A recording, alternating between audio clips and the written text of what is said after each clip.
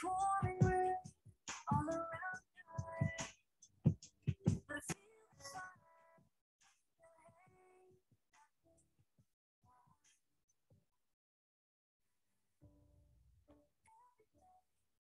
I'll try to find the words to tell you that you're the best part that I can stop.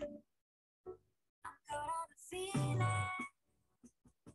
I'm good on the feeling for your love. And I can't change the way I feel about your love.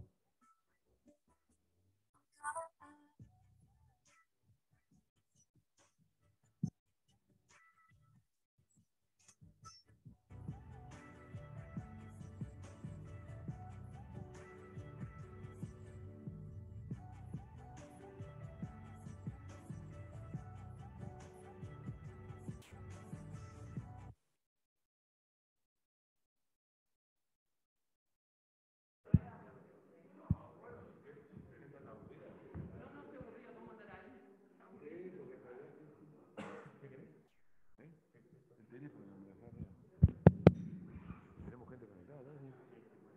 ¿Eh? ¿Solo? ¿Qué hora es? Voy a consultar esto. Yo no tengo acá el cambiador.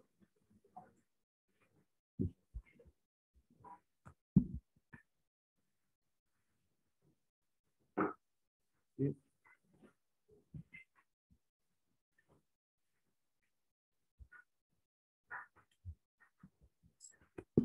Bueno, buenos días a todos quienes nos acompañan hoy, que somos pocos y además conocidos, y a todos los que nos acompañan a la distancia en esta nueva forma de relacionarnos que tenemos y que espero que dure poco porque por lo menos para mí es bastante extraña. Bueno, la idea que tenemos acá es hacerles nuestra presentación habitual de nuestro análisis de servicio de pronósticos económicos. Estamos con Alfonso Capurro. Voy a hacer un pequeño aviso interno de entre casa. Muy contentos. Esta es la primera vez que Alfonso participa conmigo, siendo Alfonso hoy socio de la firma. Alfonso es desde hace muchos años un economista muy destacado de nuestro equipo, un profesional muy destacado, y bueno, a partir del 1 de septiembre es socio de CPA y es quien progresivamente va a estar a cargo de todo este departamento. Así que estoy muy contento con que hoy pueda anunciarlo frente a todos ustedes que nos conocen hace tanto tiempo. Dicho eso, la idea es que compartamos una presentación que vamos a tratar de hacerla ágil, pero que tiene muchos mensajes. No voy a decirles que va a ser larga, pero no va a ser cortísima. Vamos a tratar de hacerla lo más ágil posible para poder transmitir esos mensajes. Creemos que hay varios elementos de información que son bien relevantes para la toma de decisiones en este mundo todavía muy incierto, con muchas dudas y con muchos desafíos por delante. Así que bueno, la idea es que les presente ahora rápidamente yo la primera parte, que tiene que ver con la parte internacional y la parte regional. Básicamente la idea que les vamos a transmitir es que el escenario internacional para un país emergente como Uruguay sigue siendo positivo, pero está cargado de incertidumbre, muy probablemente con algunos elementos que no van a ser tan positivos en los próximos meses, y hay que ser cuidadoso por mantener los fundamentos macroeconómicos, porque el mundo va a discriminar mucho más entre aquellos países que son sólidos y aquellos países que no lo son, entre aquellos países que tienen una institucionalidad consistente con la que no lo tienen. Uruguay no está mal preparado para eso, como vamos a ver enseguida, pero es un mundo que va a ser más desafiante que el que hemos visto paradójicamente recientemente. Probablemente en modo recuperación, pero un mundo más desafiante. Y seguidamente vamos a hablar de Uruguay, donde básicamente lo que vamos a hacer es plantearles cuáles son los desafíos y los dilemas que tenemos, una economía que se va a recuperar fuertemente este año, un poco más moderadamente el año que viene, pero que converge a una tasa de crecimiento relativamente mediocre, en torno al 2%. Eso es un desafío para las políticas públicas en adelante, y que además tiene por delante los temas fiscales, que van a ser crecientemente desafiantes una vez que el escenario se despeje, y a su vez todo el debate de qué van a hacer con la estrategia desinflacionaria, que está mucho más presionada hoy a raíz del escenario internacional.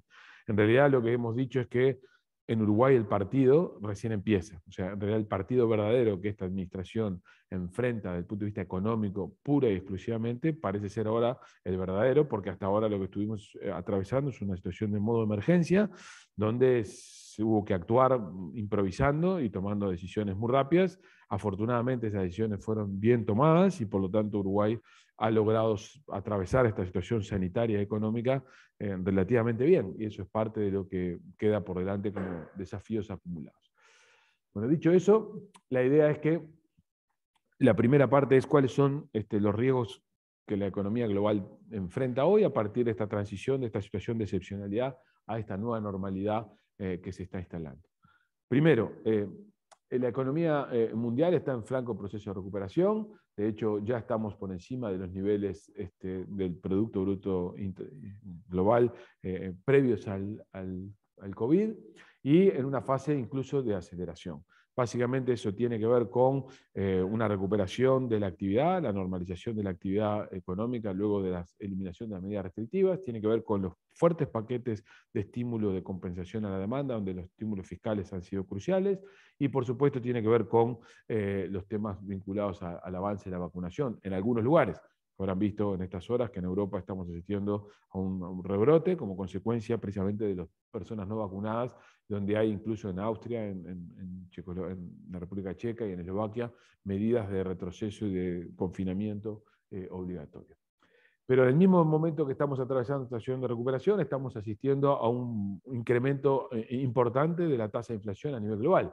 Lo ven allí cuáles eran los niveles de inflación en gris, y ven en azul cuáles son los niveles de inflación que tienen lugar a partir de octubre, o sea que, mejor dicho, cuáles son los niveles de inflación que se constatan al cierre de los 12 meses en octubre de 2021, que contrasta fuertemente con los niveles de inflación que teníamos en enero. O sea que de alguna manera lo que uno puede decir es que este fenómeno de aumento de la inflación, que estaba siendo evaluado como un probable, tiende a consolidarse a lo largo de este año 2021, sobre todo a partir del segundo trimestre, y en algún sentido guarda relación con esta fase de aceleración. Esto me parece que es importante que lo mantengamos en cabeza. Es algo así como que la capacidad instalada que tenía el mundo en funcionamiento pre-COVID no necesariamente siguió avanzando, precisamente por los elementos restrictivos que tuvieron lugar durante la fase más dura de la crisis, y en la etapa de normalización que ha tenido lugar a lo largo de todo el 2021, eso ha chocado contra una oferta rígida, y esa es una de las posibles explicaciones de por qué este fenómeno de inflación es persistente y es importante como el que señala el gráfico. Por supuesto que en Estados Unidos este fenómeno está al alcance del orden del día y es el lugar más relevante para analizarlo, porque allí es donde se toman decisiones de política monetaria que van a tener consecuencias sobre flujo de capitales, sobre paridades monetarias, sobre precios de los commodities. Y como ven, estamos en la inflación en términos interanuales en 6,2, estamos en la inflación más alta desde del año 91 y por lo tanto se trata de un fenómeno de creciente preocupación. Y ese fenómeno de aumento de la tasa de inflación está presente en distintos componentes. Como ven en el extremo derecho de este gráfico, a partir de abril de este año se generalizó a un conjunto de rubros. Por supuesto que el transporte, fuertemente explicado por los problemas de restricciones logísticas vinculados a los temas que tienen que ver con energía, están a la orden del día. Y uno podría decir, bueno, entonces tenemos típicamente un problema de desajuste de una oferta que no reacciona a la velocidad necesaria para atender la demanda, la recuperación de la demanda, pero sin embargo encontramos también en rubros como la vivienda, típicamente los alquileres, un incremento notorio de los precios, lo cual está mostrando que no se trata solamente de un fenómeno de oferta, es un fenómeno un poco más complejo. También hay fenómenos que pueden tener que ver con la demanda de algunos bienes en algunos lugares. O sea que estamos hablando de una inflación extraordinariamente elevada y todo el debate hoy tiene que ver con si se trata de un fenómeno transitorio o se trata de un fenómeno de naturaleza permanente. Y esto no es trivial porque las medidas que se deberían arbitrar en un escenario u otro son bien distintas y sobre todo la intensidad en el uso de algunas medidas son bien distintas en un escenario y otro. Y eso es parte de la discusión que está por delante aquí. Tratando de mirar del lado de la oferta algunos indicadores, bueno, ustedes seguramente lo han escuchado hablar, estamos hablando de una crisis energética, estamos hablando de un fuerte aumento de los costos de los fletes, estamos hablando de cuellos de botella que se producen en sectores relevantes para la producción manufacturera, típicamente los microcomponentes o autopartes o componentes que tienen que ver con la producción de productos electrónicos. O sea, eso ha estado asociado a el fenómeno de incremento de costos. ¿Qué está detrás de todo esto? Bueno, en este momento estamos todos especulando, estamos todos digamos, tratando de razonar que puede haber qué fenómeno, cuán persistente o cuán relevante es este fenómeno, pero seguramente aquí convergen varias cosas. En materia energética, ocurre lo que seguramente ocurre en otros sectores de actividad, donde la producción de energía se orientó a un nivel de actividad determinado, que cuando la actividad empezó a recuperarse de manera firme a lo largo del 2021, es posible que la producción de energía haya estado por detrás, y eso se trata de un fenómeno coyuntural y de tipo transitorio. Pero hay quien especula, y de hecho es un debate que hay a nivel internacional, que digamos, con las discusiones que hay a nivel de medio ambiente y con las discusiones que hay a nivel de temas de cambio climático, las inversiones en los sectores de energía más comunes, típicamente fósil, hoy están siendo menores a las que se necesitarían para poder sostener un crecimiento de mediano y largo plazo. Y al mismo tiempo, las energías alternativas, típicamente la energía verde, no están evolucionando las inversiones al ritmo necesario como para poder hacer un macheo de transición entre una situación y otra. Y a su vez, las medidas de eficiencia energética que se deberían requerir para que la demanda mejorara la relación producto-consumo de energía, no están avanzando a la velocidad suficiente. Con lo cual aquí lo que podríamos tener es un fenómeno de naturaleza más estructural, que no tiene nada que ver con el COVID, que tiene que ver con un fenómeno de desajuste entre lo que es una transición de matriz energética, que podría dar lugar a desajustes de este tipo, que por supuesto no necesariamente se materializan en fenómenos de precios hoy, pero que sí están detrás de especulación en varios mercados, lo que podría estar presionando sobre costos de producción. A eso se agrega toda la discusión que hay en Europa en relación al abastecimiento de gas de parte de Rusia y Ucrania para Europa del Sur, y las restricciones de acceso al gas y demás, a lo cual se agrega, por supuesto, el aumento del precio del petróleo a raíz del aumento de la demanda china, etcétera. Pero hay claramente, o algunos fenómenos climatológicos, como son los que están presentes en la región, que hacen que Uruguay hoy esté exportando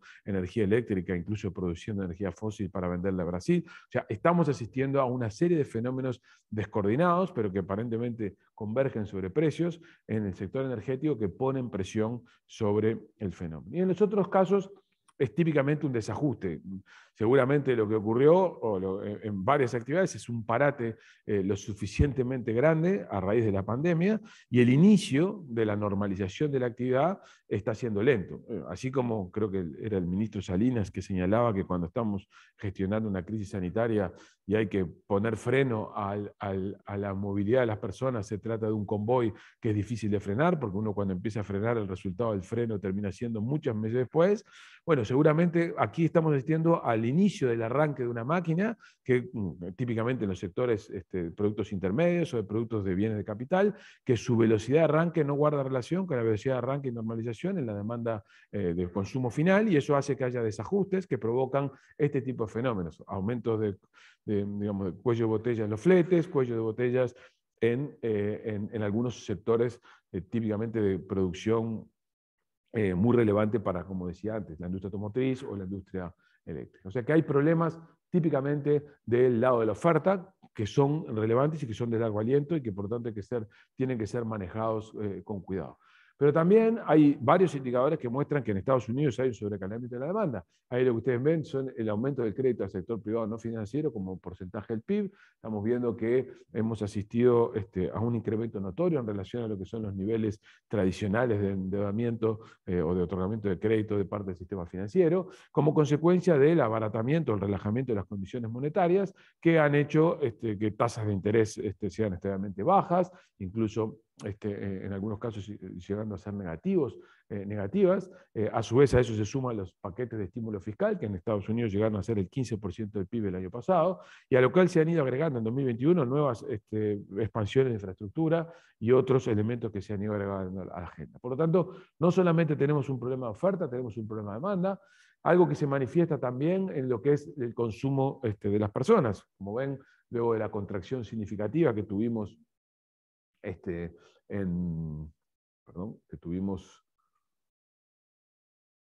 aquí en el inicio de la pandemia, tenemos un fuerte proceso de recuperación con una tendencia muy marcada, y hoy claramente creciendo ya por encima o creciendo en línea con lo que era la tendencia prepandemia. O sea que esto también podría formar parte de esa explicación que yo les decía antes, un quiebre transitorio en la demanda agregada, sobre todo en el consumo, una normalización rápida, acelerada, que no necesariamente responde los sectores de provisión de esto, y esto genera un cuello de botella para la recuperación de la actividad. O sea que desde el punto de vista de la formación de precios tenemos todos los problemas arriba de la mesa. Tenemos una típica restricción de oferta derivada de los desajustes que se produjeron, algunos de problemas estructurales y una fuerte reacción de la demanda provocada por los estímulos. Todo eso genera un escenario disruptivo para los precios, lo que hace que se parezca en algún sentido, salvando las distancias, al fenómeno del shock petrolero que tuvimos en los 70, que recuerdan, terminó alojando tasas de inflación del orden del 12% en la segunda mitad de los 70, y esa es parte del temor que hay en Estados Unidos hoy, en qué medida este fenómeno transitorio, derivado de los desajustes del COVID, podrían provocar un fenómeno más permanente si esto se mete en las expectativas de los agentes, y por eso es que es importante mirar esta perspectiva que les vamos a presentar ahora. Lo que ustedes ven acá son las expectativas de inflación de Estados Unidos, estimadas a partir del break-even. ¿Se acuerdan que el break-even es la tasa implícita de inflación del arbitraje entre tasas de interés pagas en unidades nominales versus una tasa indexada al CPI, o sea, a la inflación, y por lo tanto, de alguna manera es lo que el mercado está decodificando que sería una inflación esperada, lo que el mercado le está pidiendo como premio a las tasas nominales para tomar esa deuda en relación a lo que podría ser tomar la deuda en una unidad indexada. Esta era la visión que teníamos en diciembre del 2019 a distintos plazos de las expectativas de inflación implícitas de Estados Unidos. Con el auge del COVID, la percepción que hubo es que estábamos ante un escenario de estancamiento con riesgos deflacionistas o con riesgos de inflación muy baja, y eso llevó a que esas expectativas fueran corregidas a la baja. Sin embargo, ya en diciembre del año pasado teníamos una convergencia otra vez en la tasa de inflación meta del Banco Central o de la Reserva Federal, que era volver al 2%, y ya en junio, en mayo, a finales de mayo, teníamos una mirada de que las expectativas empezaban a desalinearse, mostraban un pico al alza en la fase corta, mostrando luego una convergencia a la normalización, pero hoy estamos acá. Hoy estamos en que las tasas de interés, la tasa de inflación implícita en las expectativas que están en el mercado funcionando muestran que efectivamente el fenómeno sigue siendo transitorio, pero desde un nivel más alto, pero además la convergencia a niveles más bajos es más lenta y mucho más parsimoniosa, y además permanece sistemáticamente por encima de los niveles de inflación meta. ¿Eso qué supone? Eso supone un riesgo muy importante, ¿no? Nosotros venimos diríamos, de 20 años, o capaz que hasta 30 años, de políticas monetarias muy alineadas a la baja inflación en el mundo industrializado y en particular en Estados Unidos, con tasas de inflación sustancialmente bajas. Eso supone que tanto los contratos como los sistemas de formación de precios, como las costumbres de las personas, están bastante desancladas de lo que son las expectativas de inflación. O sea, 30 años de inflaciones bajas, lo que hicieron fue borrar de la memoria, de la genética, de la cabeza de la gente, cómo se actúa en contextos inflacionarios. Algo que es totalmente contrario a lo que vemos en latitudes como la nuestra, donde todo el mundo sabe que cuando el dólar va al alza, tiene que reponer stock y eso le va a suponer un costo mayor, y entonces eso hace que, por las dudas, toca precios. O cuando tiene que reservar un contrato, busca un mecanismo de cobertura que le permita evitar una sorpresa inflacionaria. Bueno, eso es típicamente un comportamiento de gente habituada a vivir en países de inflación relativamente alta, donde hay cambio de precios relativos. Cuando eso no ocurre por mucho tiempo, desaparece ese fenómeno y una sorpresa inflacionaria puede tener lugar y puede sorprender a los agentes, y si eso rápidamente uno lo corrige, no tiene por qué persistir. Pero el problema que tenemos aquí, y esa es la discusión que hay en Estados Unidos, es con qué velocidad los agentes van a rápidamente incorporar ese comportamiento de cobertura, y eso va a suponer que un shock transitorio, que está explicado por todo lo que yo acabo de decir, se pueda convertir en un fenómeno más permanente, y eso suponga una restricción para la gestión macroeconómica hacia adelante, y por lo tanto amenazar toda la credibilidad construida por los bancos centrales, no solamente en Estados Unidos, sino en el mundo, hacia adelante. O sea que la idea de volver a un mundo con inflación más alta es una idea que deberíamos guardarla, porque entre otras cosas supone que Uruguay puede volar bajo el radar en esta materia. O sea, tiene un conjunto de connotaciones negativas, pero al mismo tiempo puede significar que, bueno, nuestra tasa de inflación, que es impresentable en términos internacionales cuando el mundo está en 2, puede no serlo si la inflación está en 4 o 5 a nivel internacional. Obviamente, siempre y cuando nosotros no nos desmadremos y tengamos una tasa de inflación todavía más alta.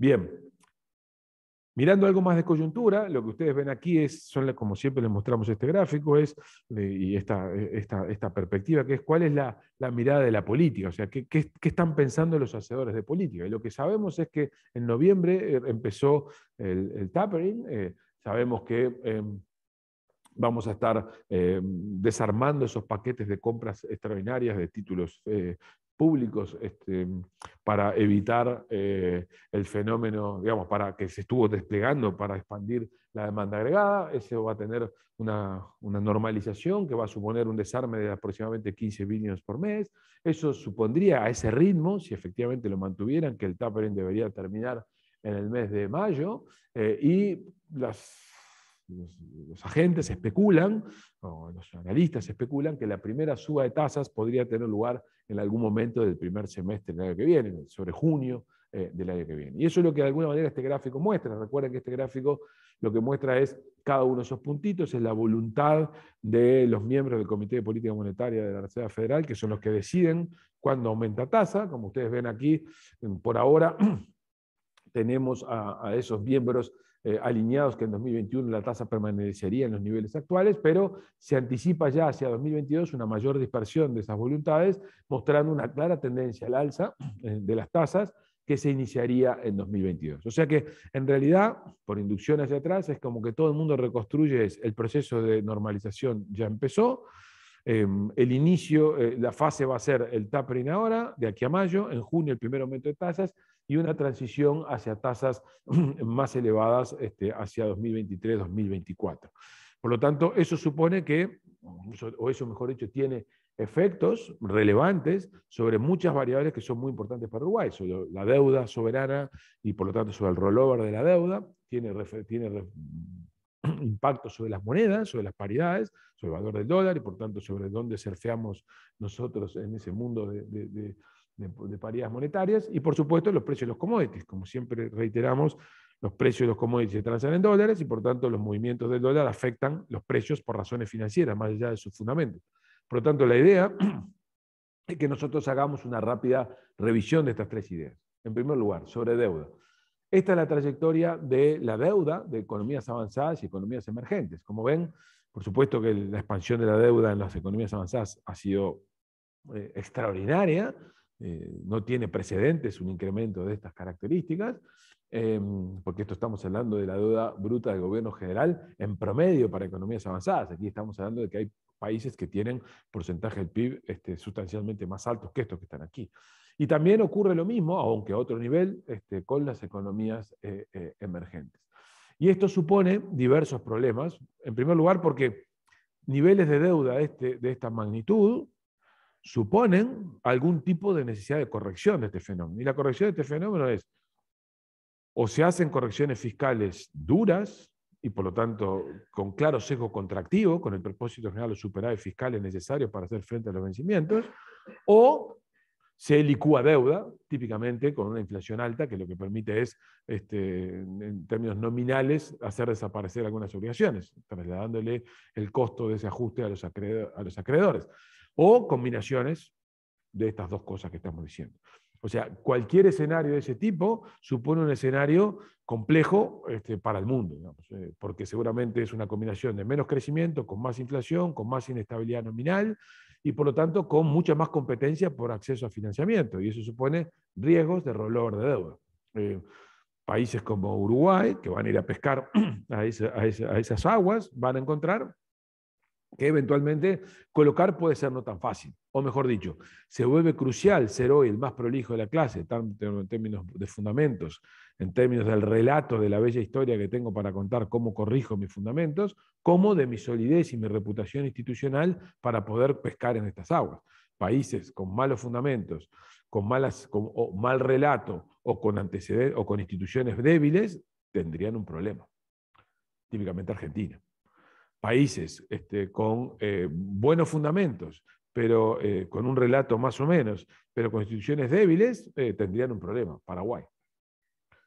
Países como Uruguay, con fundamentos más o menos, pero ya más en el promedio de los demás, con un relato que se puede construir y que puede ser más o menos creíble, y a su vez con una institucionalidad sólida, habiendo tenido pruebas en el pasado bajo momentos de mucho estrés, de no haber enfrentado defaults, y a su vez teniendo un prefinanciamiento razonable como el que Uruguay tiene, podrían sobrevolar esto sin mayores zozobras. Por lo menos 2023, 2022, 2023. No necesariamente mirando para adelante. Hay que trabajar para mejorar eso. Pero acá tenemos un tema de agenda. El otro tema es las monedas. ¿Qué ha estado pasando con las monedas a lo largo de este año? Bueno, un primer momento del año, que es allá en el primer trimestre, en la euforia de un inicio de la recuperación, que era cuando el mundo desarrollado parecía empezar a encontrar la luz por el avance de las vacunas, era cuando Israel, en alguna medida el Reino Unido avanzaban rápidamente, provocó, digamos, una suerte, además estamos en pleno proceso de normalización de la actividad global, provocó una recuperación, digamos, de la confianza, y eso suponía un momento de apreciación del dólar, lo cual después estuvo acompañada con un retroceso, con la consolidación del escenario digamos, benigno para la economía global, supuso una apreciación de las monedas frente al dólar, porque de alguna manera este fenómeno se generalizaba de manera global, y eso introducía algo más de confianza. Eso después entró en una fase a partir de junio de cierta estabilidad, aunque con una leve tendencia en la depreciación, pero claramente a partir de las últimas observaciones tenemos un dólar que se fortalece, que sobre todo se fortalece, como lo muestra el gráfico, en relación a las monedas de los países desarrollados, menos en relación a las emergentes, y básicamente esto tiene que ver con que el yuan se ha estado fortaleciendo también como consecuencia que lidera el crecimiento, y a su vez porque muchos países emergentes han estado reaccionando de manera muy activa con su política monetaria, aumentando tasa de interés de manera de evitar perder cierta liquidez. O sea que en realidad en donde estamos hoy es un típico escenario, lo pueden ver, voy a volver un segundo para atrás para que vean cómo fue este despliegue.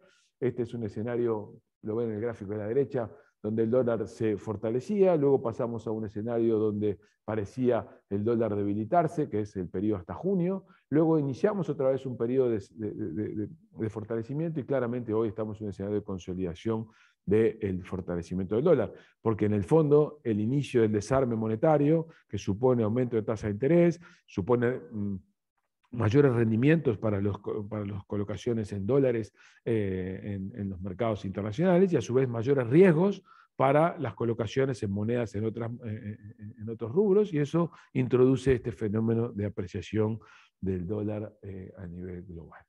Y bueno, cuando uno mira commodities, que es la otra variable crucial para un país como Uruguay, uno encuentra básicamente esto, que los índices de commodities relevantes para Uruguay, que es lo que está graficado a la izquierda, han alcanzado niveles asimilables a los que tuvimos en la etapa máxima del boom. O sea que el conjunto de eventos que han tenido lugar en el último año, básicamente la carne ahí jugó un papel sustancial, le ha permitido al Uruguay disfrutar de unos precios de exportación extraordinariamente favorables.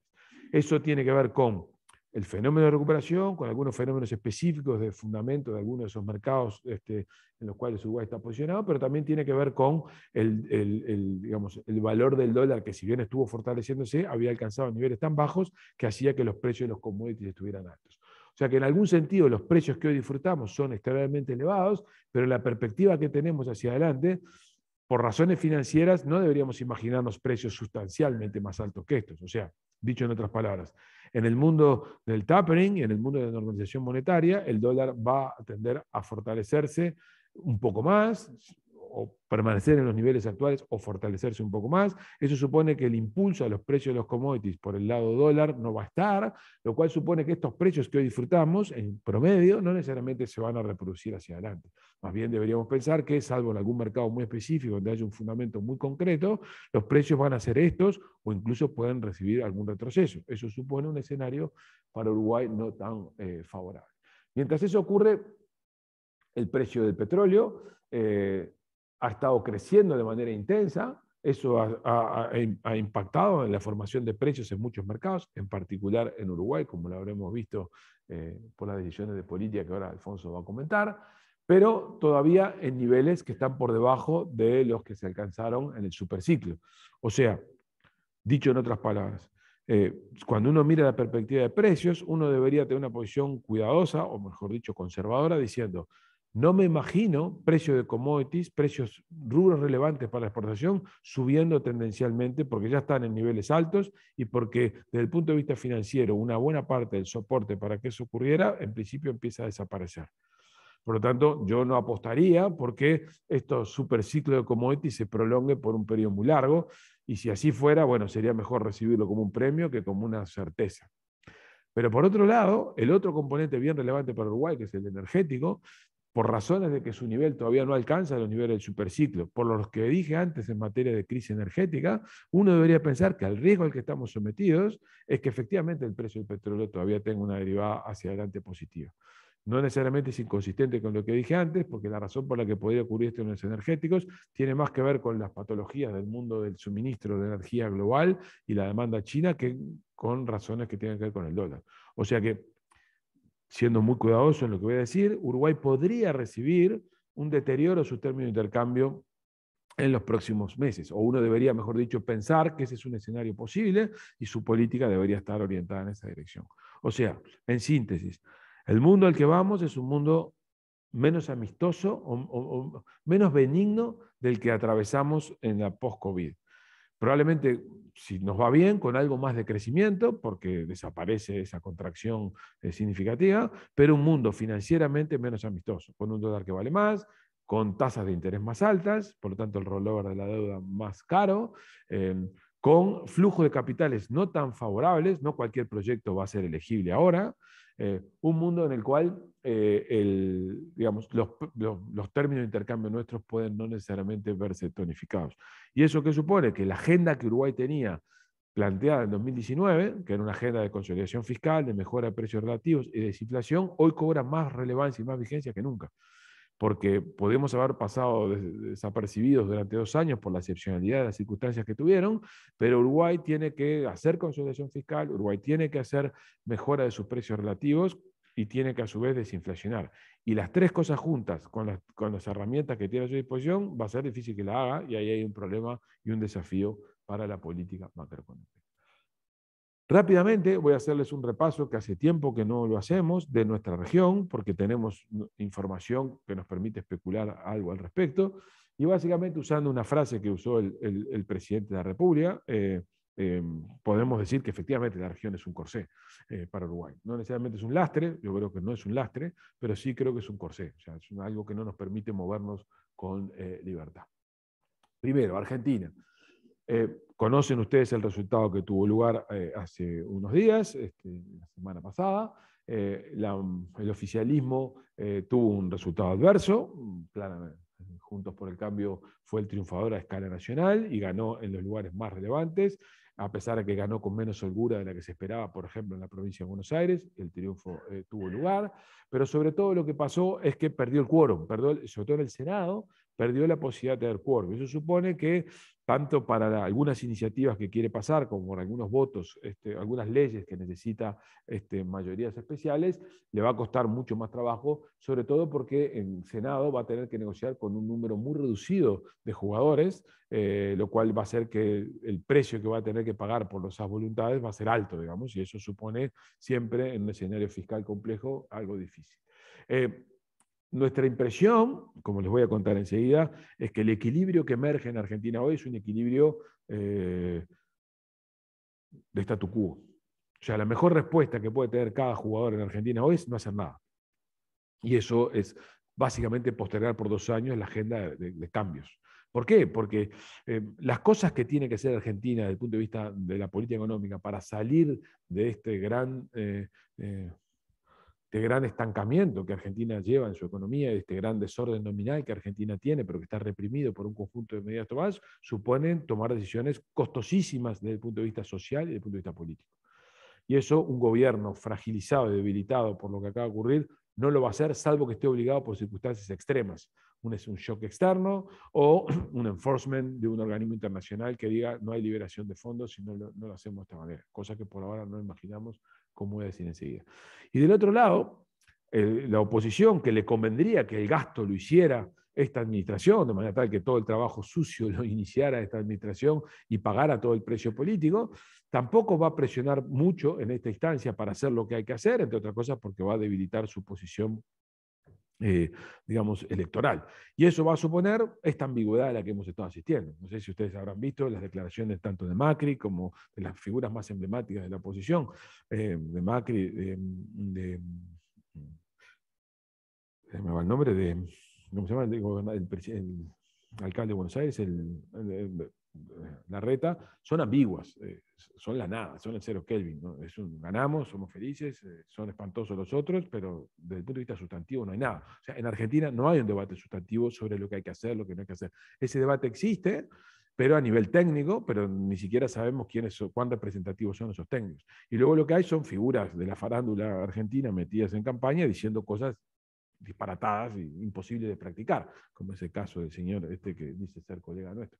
Pero bueno, Argentina está en un problema. Argentina está en un problema porque tiene un escenario macroeconómico muy frágil, muy debilitado, sus fundamentos están totalmente digamos, expuestos, pero lo que tiene es todos los incentivos para que nadie haga nada en los próximos años, excepto que algo grave les pase a favor o algo grave les pase en contra. Resultado, Argentina va a ser para nosotros cero, digamos, ayuda. Entonces, en ese contexto, la pregunta es, ¿pueden atravesar este escenario simplemente tapándose la nariz y nadando bajo el agua y rezando que no les pase nada? Y bueno, no es fácil. Este es el stock de reservas internacionales que tiene Argentina, aproximadamente unos 43.000 millones de dólares. Sin embargo, no hay que perder de vista que lo que son reservas disponibles son exactamente aproximadamente 6.300 millones.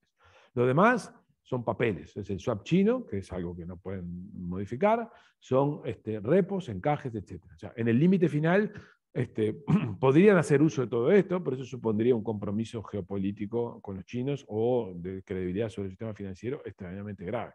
Por lo tanto, pensemos que las reservas disponibles son estas. Estos son los vencimientos que tienen hoy de diciembre a marzo.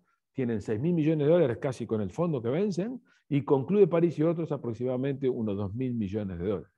Sin embargo, cuando uno mira un poquito más, mira todo el año 2022, uno encuentra que los vencimientos con el fondo son de 13.000 y aproximadamente 1.000 millones de dólares más con acreedores que no son el fondo. O sea que claramente las reservas que tienen no son suficientes para repagar. Y eso supone que tienen que tener algún tipo de acuerdo con el fondo. Y la pregunta es, ¿qué va a hacer el fondo? Y en nuestra opinión, esto es especulación pura, el fondo probablemente no va a tosigar a Argentina, esto es, el fondo no va a dejar fuera de programa, pero no le va a dar liquidez. El fondo lo que va a hacer es mantener un programa que básicamente va a ser constituirse en un garante de que lo que Argentina está haciendo forma parte de algo que es más o menos razonable y que hay un plan, de manera tal de que eso es relevante para los otros acreedores, en la medida que hay un programa vigente con el fondo, pero no va a darle liquidez, entre otras cosas para evitar lo que ya le pasó a Argentina en otras oportunidades, o al fondo, mejor dicho, con Argentina en otras oportunidades, que el fondo lo que hacía era proveer el dinero para que Argentina agarrara el dinero del fondo y con eso pagara por la ventanilla del lado de los acreedores. Eso fue lo que le pasó en el 2001 y fue lo que hizo que el fondo actuara con Uruguay como actuó en aquel momento. Por lo tanto, lo que nosotros nos imaginamos es que ahora, con el plan que en diciembre Fernández tiene que presentar, es un plan macroeconómico medianamente consistente, que el fondo le dará visto bueno o no, eso va a suponer que Argentina permanecerá en programa, tendrá, digamos, de alguna manera la cobertura institucional de que si pasa algo grave, el fondo va a estar allí, pero no necesariamente para que tenga liquidez. Para hacer ese juego, Argentina tiene recursos, y sí, tiene 6.300 millones de dólares de reservas líquidas y tiene vencimientos por 3.000 millones de dólares. O sea, cuando yo saco al fondo para afuera, o sea, al fondo no le va a pagar, el fondo va a hacer rollover infinito de eso, con un programa vigente, no le va a exigir el pago, pero va a tener que enfrentar el pago de los otros. Estoy siendo muy esquemático, probablemente no sea ni que le haga rollover de todo el fondo, capaz que le pide algo, pero en principio, para una estrategia de taparse la nariz y aguantar la presión y permanecer durante el tiempo sin que nada grave pase, es plausible desde el punto de vista financiero. Y sí, no es imposible, digamos, no es fácil, pero no es imposible, porque las condiciones están. Entonces, lo importante es mirar qué pasa con los fundamentos. Entonces, el problema que tenemos en Argentina es que si bien la situación fiscal mejoró después de haber pasado por el valle que pasamos todos a raíz de la pandemia, en principio parece estar volviendo lentamente, aunque todavía está lejos, al resultado primario que tenía pre-COVID, que era un resultado primario no malo, negativo, pero no malo, si fuera un país normal. El problema es que Argentina, como no tiene financiamiento, tener un primario negativo es un problema, porque en el fondo, como no tenés acceso a nada, tenés que monetizar déficit. Esto es, tenés que emitir. Y eso es la razón por la cual, a pesar de la represión de precios que hay en Argentina, donde está lleno de precios regulados y de precios administrados, lo que tenemos en Argentina es una tasa de inflación en 52% con riesgo de espiralizarse. Un escenario, digamos, que fuera percibido por los agentes de no respaldo del fondo en algún sentido, o que hubiera un escenario de no honramiento de algunos cumplimientos que Argentina tiene por delante, podría suponer una huida del dinero, lo cual podría esperalizar este nivel de precios, aún a pesar de la represión de precios que tiene lugar. O sea, Argentina tiene alta probabilidad de ingresar en una fase de estanflación, o mejor dicho, de consolidar su fase de estanflación. Crecimiento nulo o crecimiento muy bajo con inflación elevada. Y ese es un escenario, como sabemos bien los uruguayos de la década del 60, muy difícil de salir. Requiere, en Uruguay supuso que el que hizo el trabajo para salir de eso fue un gobierno no democrático, digamos. No es fácil salir de un escenario estanflacionario con gestión en un gobierno democrático, además con un sistema político fragmentado.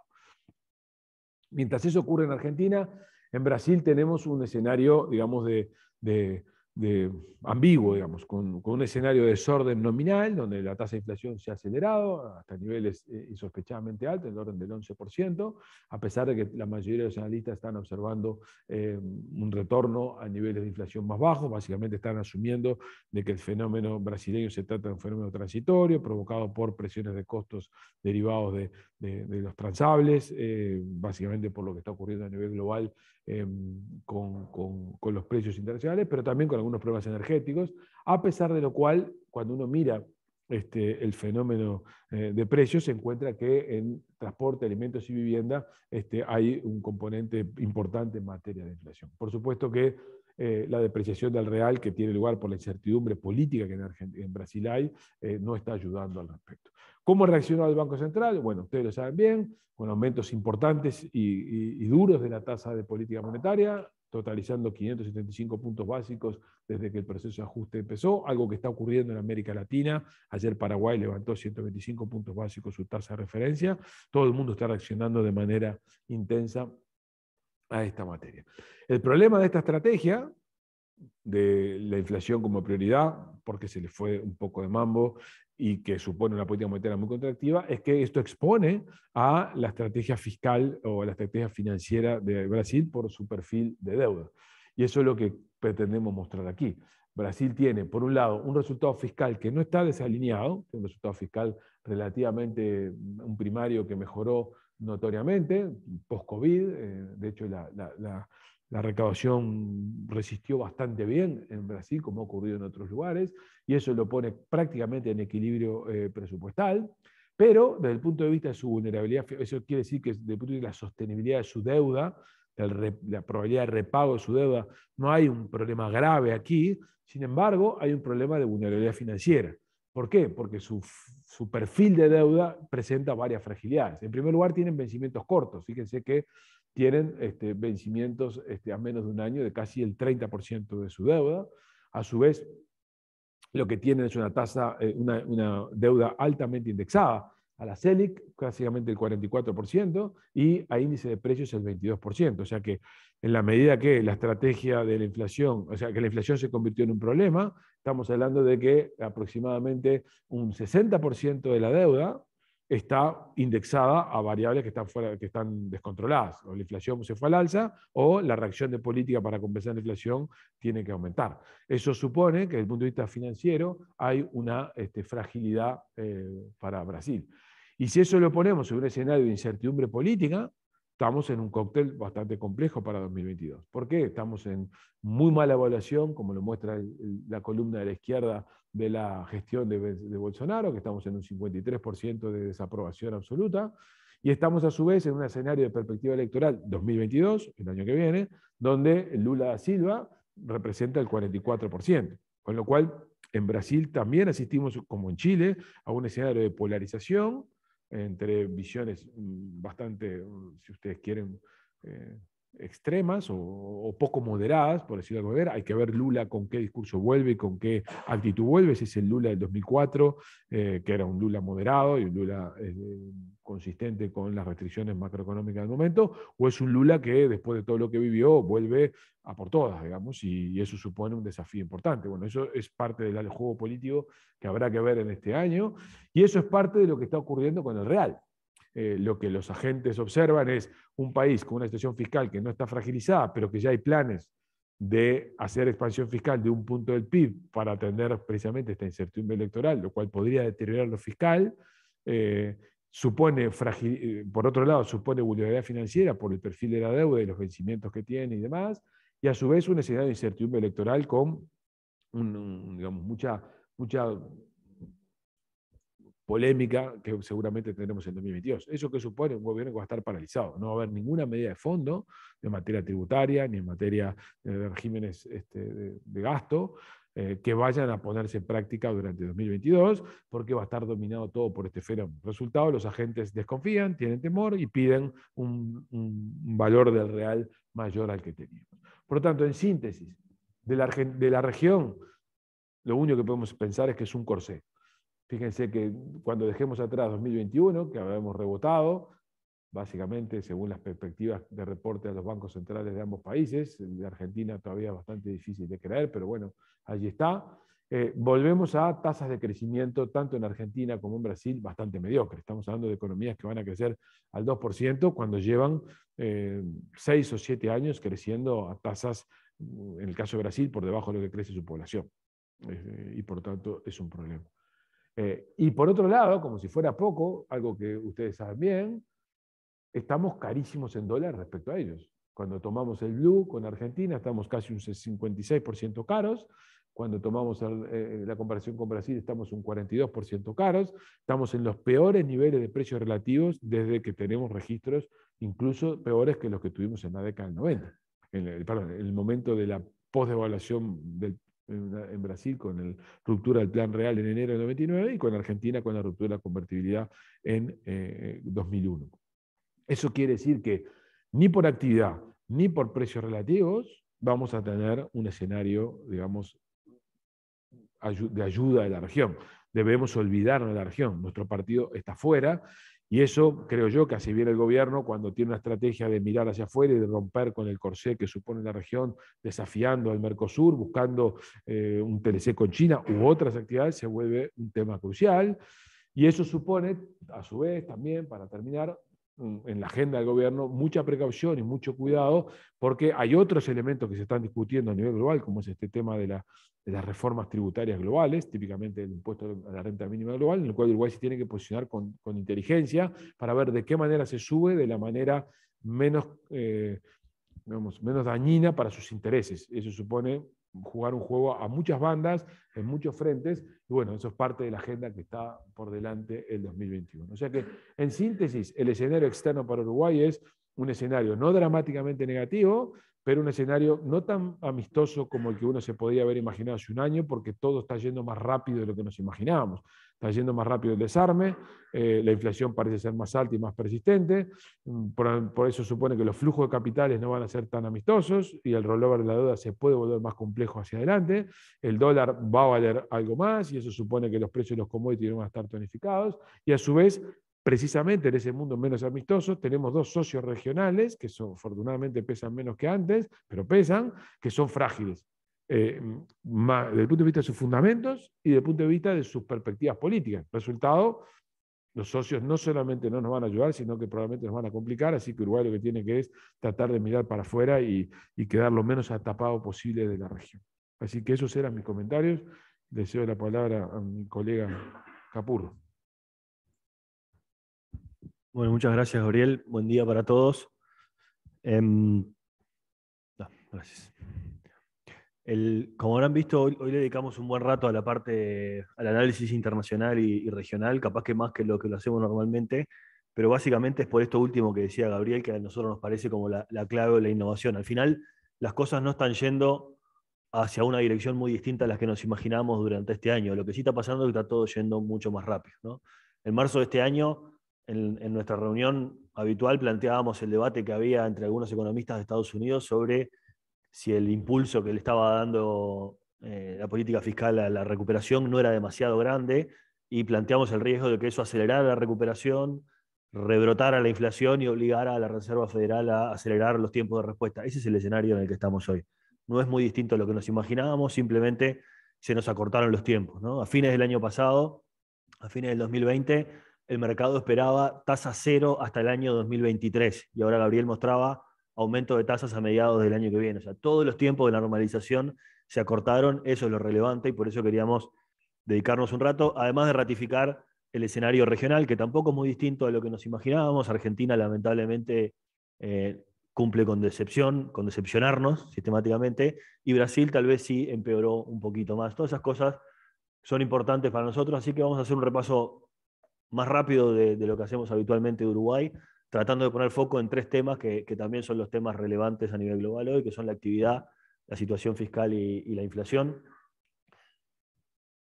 Y empezando por algunos comentarios sobre la actividad y en particular sobre el turismo. El turismo es como el último pelotón, el último ciclista de este pelotón, ¿no? Es la única o la última actividad que no se ha normalizado del todo en Uruguay. Hoy estamos con casi todas las actividades en operaciones casi normales. Esto en el último trimestre más o menos se consolidó. Y el turismo es como lo último que nos falta para terminar de normalizar la situación en general. Y tenemos como varios temas por delante, ¿no? Obviamente hay como mucha incertidumbre y mucha expectativa sobre cómo va a ser esta próxima temporada. Y como decía Gabriel recién, los vecinos no nos van a ayudar demasiado por razones de actividad, por razones de precio y por razones de estabilidad. Antes de meternos en las perspectivas, solamente un par de comentarios sobre cómo ha sido la historia reciente del turismo, ¿no? Hay varias crisis regionales que nos han impactado duramente en la evolución del turismo. Tuvimos algunos años muy buenos a nivel de turismo, como fue la poscrisis y hasta el año 2011-2012, y después un corto veranillo 2017-2018.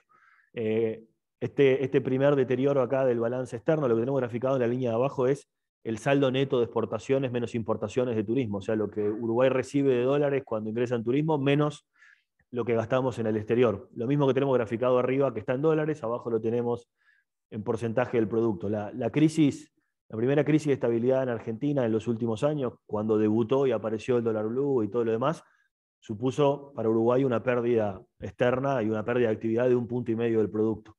Un poco de eso porque los argentinos en particular gastaron menos en Uruguay de lo que venían gastando, y otro poco, que se ve acá en azul, porque los uruguayos empezamos a gastar más en el exterior. Los montevideanos que hacían turismo de fin de semana en Buenos Aires, pero también las ciudades de frontera que desplazaban demanda hacia Argentina y hacia Brasil. Algo parecido pasó en el final del gobierno de Macri, cuando digamos, el programa económico no funcionó y también obligó a hacer algunas correcciones. O sea que en realidad tenemos episodios bastante recientes. Obviamente esta crisis del coronavirus es el mayor accidente del turismo del que tenemos registro en los últimos 20 años, ¿no? Entonces, ¿cómo se recompone esto? ¿Hacia dónde vamos? Nosotros hay como dos formas de ver el turismo o las relaciones de servicios turísticos con la región, o por lo menos lo vemos como en dos horizontes temporales distintos, ¿no?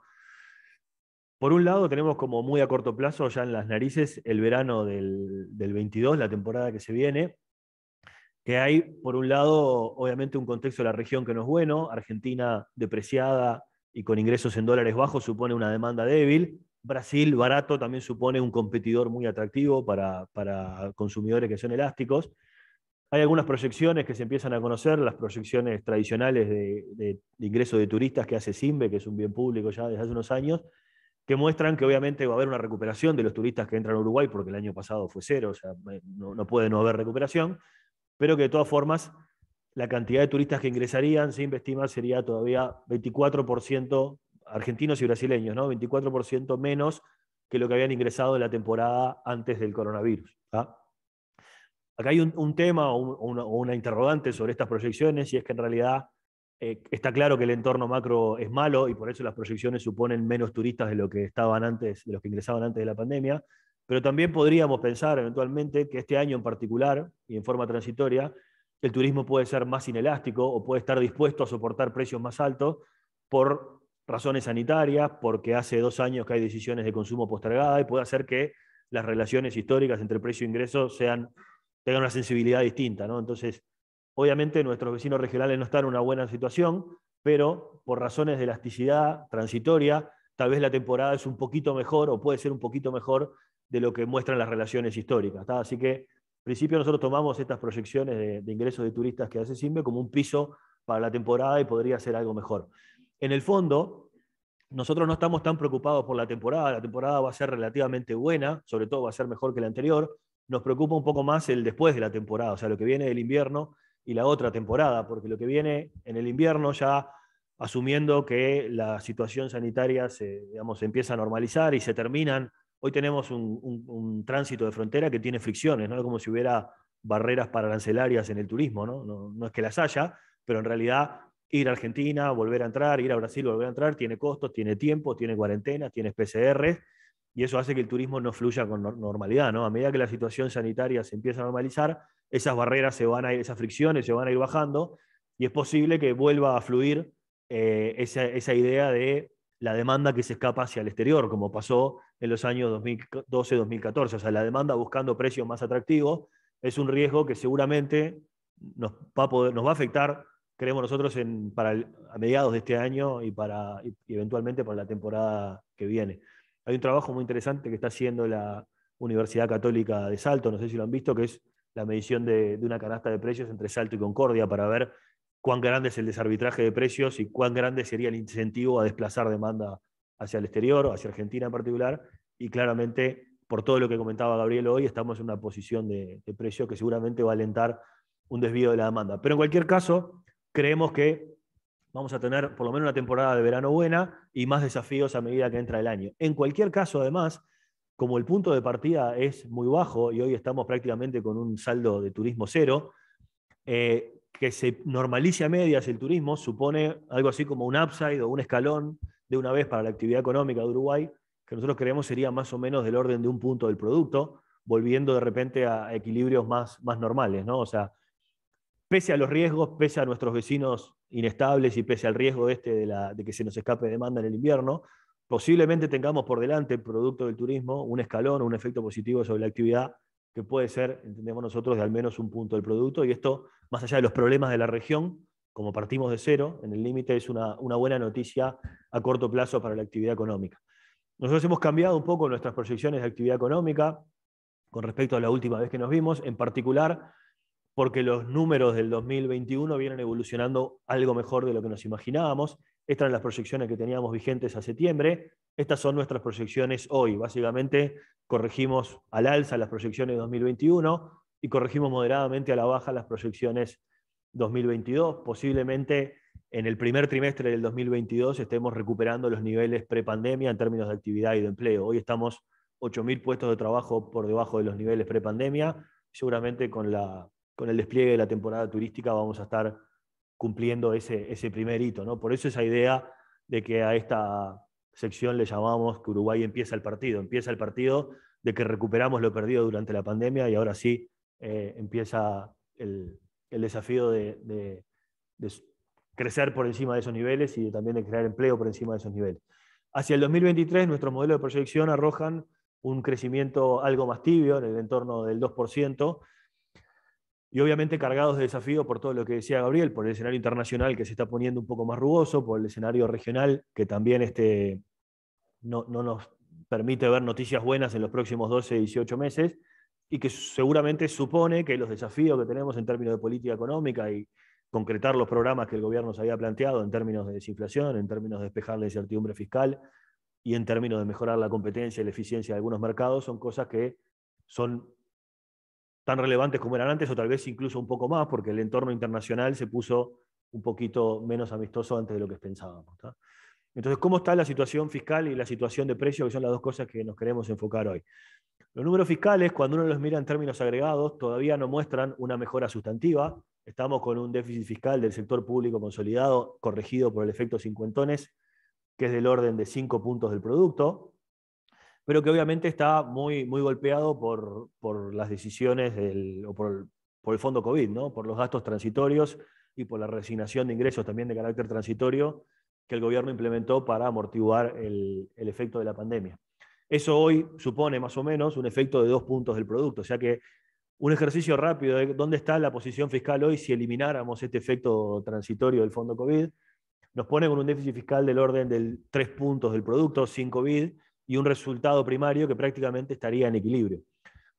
Es un ejercicio muy parcial, en realidad hay otros gastos extraordinarios e ingresos extraordinarios que hay que considerar como para tener una posición fiscal estructural, pero en definitiva, lo que sí sabemos es que a medida que la pandemia termina, algo que está ocurriendo ahora, el fondo COVID del año que viene converge o debería converger a cero, ¿no? Porque no va a haber más gastos extraordinarios, tampoco va a haber exoneraciones de ingresos. O sea que si el resto de las cosas no cambian demasiado, probablemente en el correr del 2022, a medida que el fondo COVID se extingue, el resultado fiscal va a parecerse, o el déficit fiscal global va a parecerse más al 3% y se va a alejar rápidamente del 5%, y el resultado primario va a converger rápidamente a un equilibrio primario. Y eso supone que en realidad los números fiscales vienen avanzando bastante bien y cuando uno quita estos efectos COVID, en realidad estamos bastante alineados con lo que eran las metas fiscales que se había planteado en el presupuesto quinquenal, ¿no?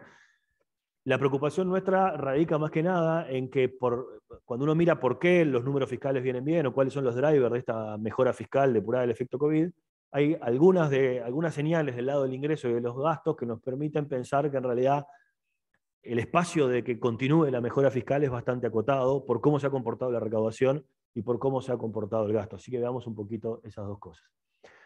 Fíjense, una cosa que ha sido destacada en distintos informes del gobierno y también de las calificadoras de riesgo, que es esa idea de que la recaudación en Uruguay se ha comportado sorprendentemente bien. Fíjense lo que pasó, por ejemplo, con todos los ingresos del sector público, acá los tenemos en pesos reales como promedio del 2019, los ingresos totales sufrieron una caída, obviamente por el coronavirus, ya están repuntando, pero los ingresos de la DGI son los que en definitiva podríamos decir que aguantaron el mostrador, cayeron menos que el promedio y hoy ya estamos con una recaudación de la DGI que a mediados de este año había recuperado los niveles pre-COVID. Con un PBI que todavía no recuperó los niveles de actividad pre-COVID, la recaudación de la DGI sí lo recuperó. O sea que obviamente la elasticidad de la recaudación fue menos que unitaria, la elasticidad o la recaudación de la DGI cayó menos que el producto y se recuperó más rápido. No fue la misma la situación en el caso del BPS, donde obviamente por el efecto que tuvo el coronavirus en el mercado laboral, los ingresos del BPS se resintieron mucho más, ¿no? Pero lo que sí es interesante ver es que con estos números, con esta evolución de la DGI, hoy tenemos, entre comillas, la presión fiscal más alta que hemos tenido en los últimos años. O sea, la recaudación de la DGI, medida como porcentaje del producto en los 12 meses a septiembre del 2021, es de 17,2%, un punto más de lo que era antes de la pandemia. Y en realidad no hay ningún cambio tributario, no hay ningún cambio del régimen tributario, no hay ningún cambio de fondo acá. Lo que sí hay, obviamente, es una recaudación que resistió y no tenemos claridad o no tenemos una respuesta final sobre qué es lo que pasó. La hipótesis más importante que tenemos sobre este tema es que la pandemia supuso un cambio en la canasta de consumo de los uruguayos. Obviamente los uruguayos gastamos menos en el exterior, como se veía recién, el turismo emisivo no existió, y parte de ese ahorro por turismo emisivo seguramente terminó en ahorro genuino, y otra parte se redirigió a consumo de bienes durables, ¿no? Las importaciones de bienes durables vienen mostrando aumentos importantes, las ventas de autos están en valores muy altos pese a la incertidumbre que supuso la pandemia, pese a la depreciación del tipo de cambio real. Y cuando uno mira descompone esta recaudación de la DGI por tipo de impuesto, en realidad lo que encuentra es que los impuestos que más han contribuido a este aumento de la recaudación de la DGI como porcentaje del producto son impuestos que tienen que ver con el consumo y seguramente con el consumo de bienes durables, IVA e IMESI, ¿no? La gran pregunta acá es si esa pauta de consumo va a seguir siendo la pauta normal cuando la situación económica se normalice, cuando los uruguayos vuelvan a viajar, van a seguir consumiendo y comprando la misma cantidad de autos y de bienes durables, que son los que permitieron este empuje de la recaudación. O dicho de otra forma, si los números fiscales mejoraron en parte porque la recaudación de la DGI mejoró un punto del producto, es posible pensar que eso puede seguir subiendo hacia adelante como para que el balance fiscal mejore por más o mejor desempeño de la recaudación. Seguramente nosotros creemos que no. La pregunta más bien que nos hacemos es si hay riesgo de que esta recaudación se resienta un poco cuando se normalice la pauta de consumo. Pero en cualquier caso sí pensamos que hay poco espacio de que la recaudación siga ayudando a mejorar el déficit fiscal. Y del lado del gasto, en realidad, cuando uno mira el gasto agregado, no se nota, como se ve en esta gráfica de arriba, una caída importante del gasto en pesos constantes, pero de nuevo el gasto está muy condicionado por el gasto extraordinario o el gasto de una vez del fondo COVID. Si uno saca el fondo COVID del gasto, lo que sí se puede observar es que desde el inicio de la pandemia hasta hoy hay una caída del gasto real del sector público, el gasto primario y corriente del sector público, perdón, primario, corriente y no corriente, del orden de 5,5% en términos reales.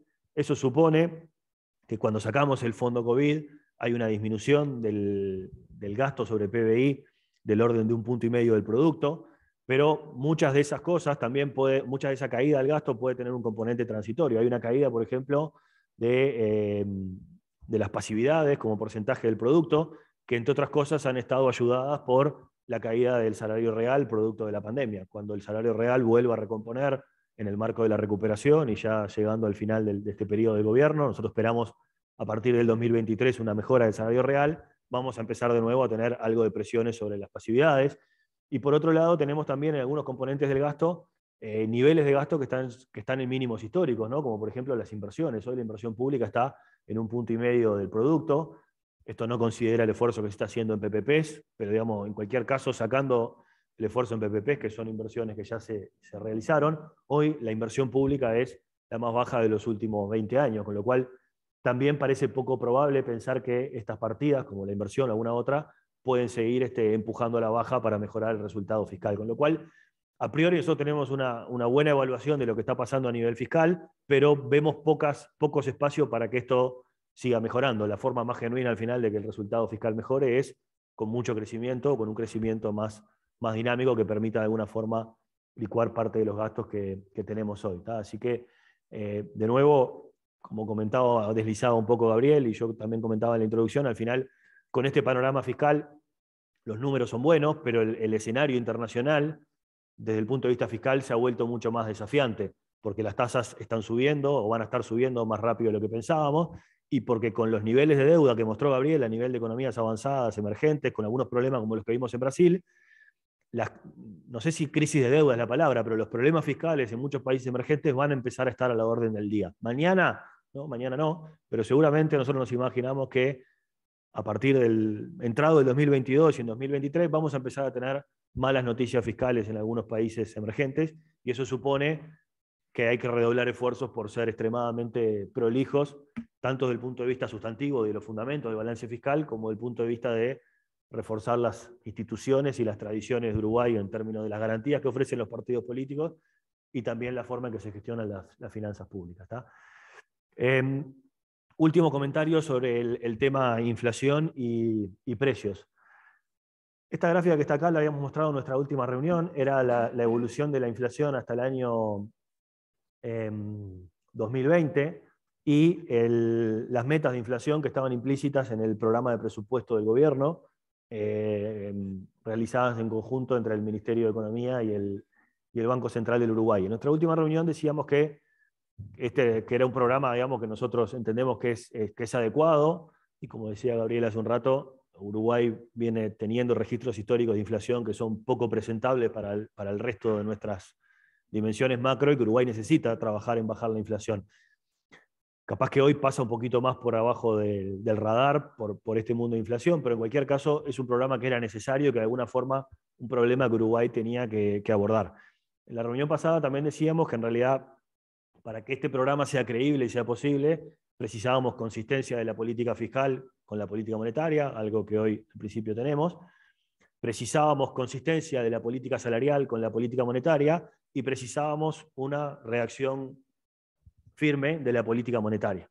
Algunas de estas cosas siguen estando arriba de la mesa, otras tal vez se desdibujaron un poco, y nosotros hoy vemos un conjunto de innovaciones que de alguna forma suponen un desafío extremadamente grande para el cumplimiento de este programa que ahora vamos a repasar un poco. ¿Por qué? Primer punto, cosa que no estaba arriba de la mesa hace 4 o 5 meses, la inflación internacional se ha reafirmado y se ha mostrado más dura y más persistente de lo que teníamos en mente. Con lo cual, aunque en cualquier caso Uruguay está recibiendo presiones inflacionarias del exterior, vía commodities, vía fletes, vía bienes durables, los precios se están ajustando, y eso supone que bajar la inflación a nivel local de por sí ya es más difícil.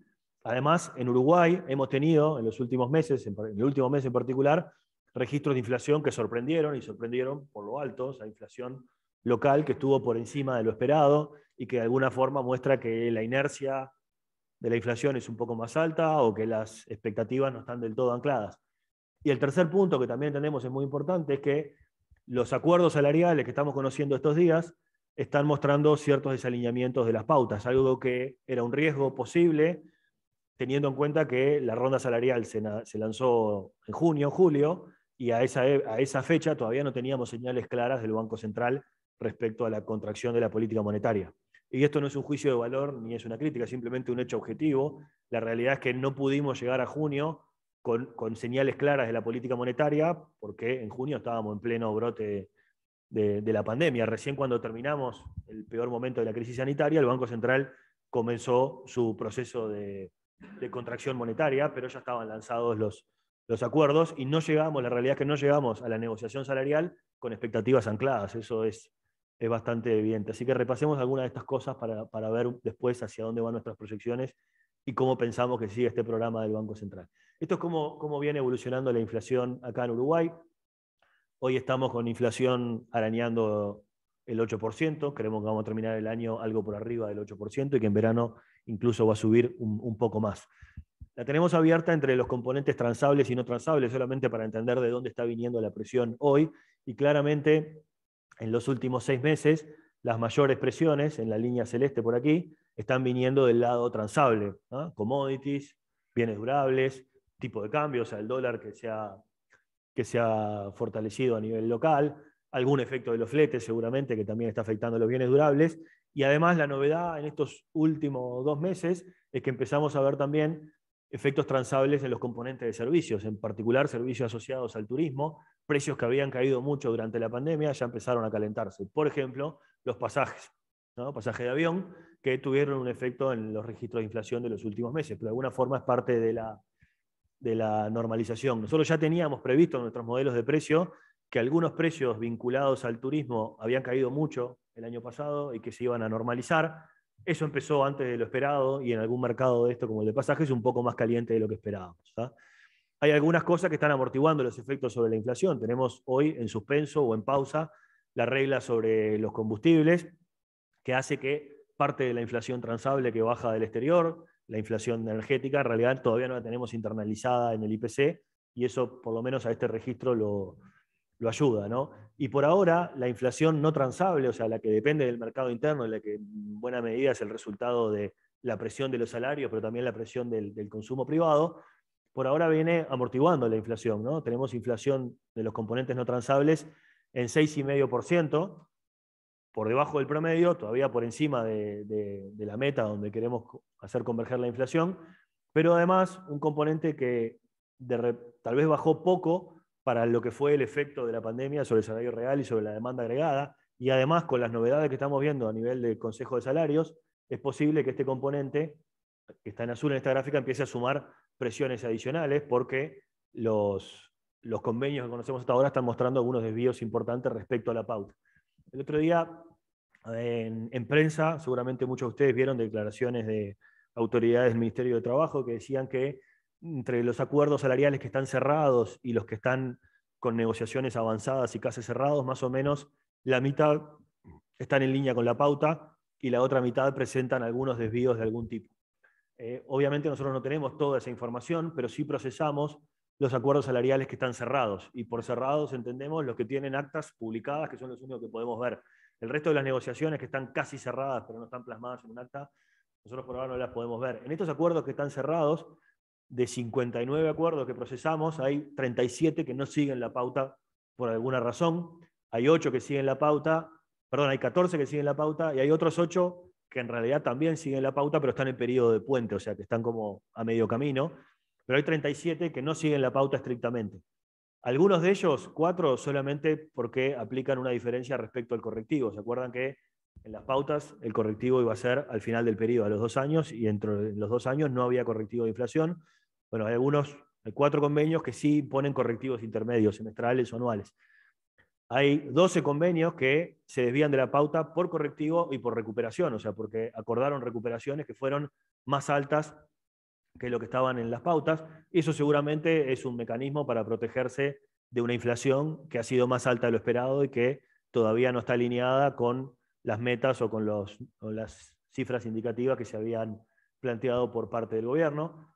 Hay 12 convenios que solamente se desvían por recuperación, o sea, cumplen con el correctivo a 2 años, pero a cambio están acordando recuperaciones más altas. En algunos casos, recuperaciones de 2, 3 o 4 puntos por encima de lo que estaba planeado en las pautas, y otros por una combinación de cosas, correctivo, recuperación, plazo, pero en definitiva son varias razones, y en el fondo lo que muestra es que son mecanismos que se están acordando en la negociación, entre otras cosas que están reflejando que las metas de inflación que estaban planteadas para esos lineamientos no están suficientemente ancladas o no son del todo creíbles por parte de los agentes, y por eso buscan mecanismos de protección, ya sea con más aumento o con algún tipo de correctivo, ¿no? Y esto tiene como 2 tipos de derivadas que uno podría pensar.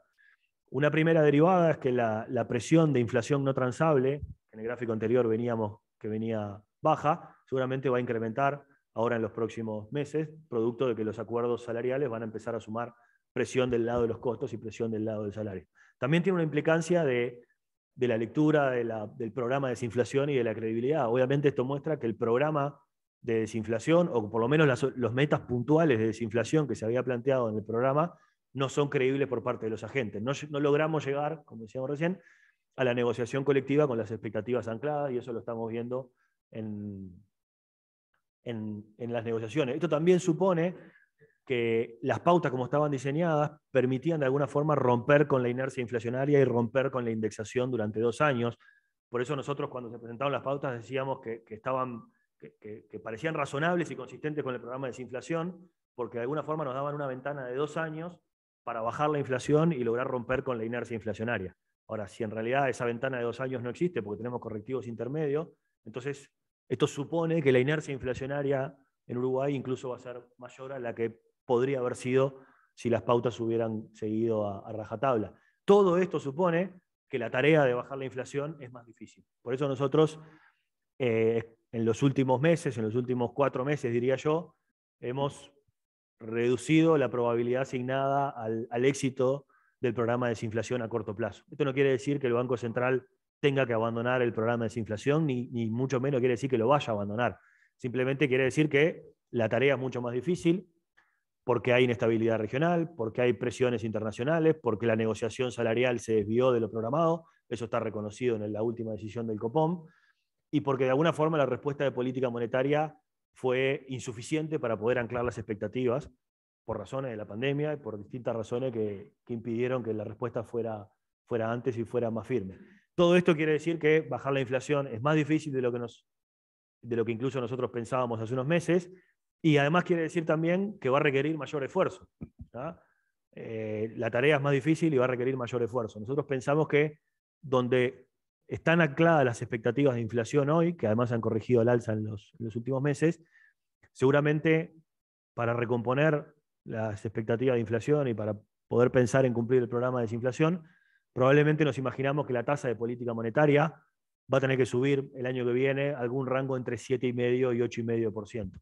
La última reunión decíamos, o poníamos nuestro objetivo de tasa de política monetaria medio punto más abajo, en un rango de 7 a 8.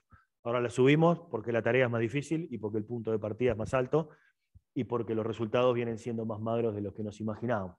¿Qué consecuencias tiene esto sobre el dólar, que es una variable que a muchos de ustedes les importa? Nosotros pensamos que el Banco Central va a continuar con su programa y que va a seguir tratando de batallar por anclar las expectativas de inflación y por mantener la inflación a raya. De hecho, incluso en un mundo como el que estamos hoy, con inflación en Estados Unidos del 5, del 6%, que Uruguay logre anclar la inflación que tiene hoy y que eso, digamos, no sufra una corrección como ha sufrido en otros mercados, ya de por sí sería una contribución. Vemos muy difícil que la inflación pueda converger al 3,7% al final de este periodo, pero sí vemos probable que de alguna forma la inflación se ancle un poco respecto a los números que teníamos en los últimos años. Por eso pensamos que el Banco Central va a seguir con su programa de desinflación. Pensamos que las tasas de política monetaria, que están graficadas aquí en esta curva, que se han venido corrigiendo en los últimos meses, sobre todo en los tramos cortos, se van a seguir desplazando hacia arriba. Probablemente vamos a converger a una curva relativamente plana, pero a estas tasas cortas todavía le cabe un ajuste de algo más de 1 punto en el año que viene, y eso supone cierta contención o cierta contención para la evolución del dólar acá en Uruguay. ¿tá?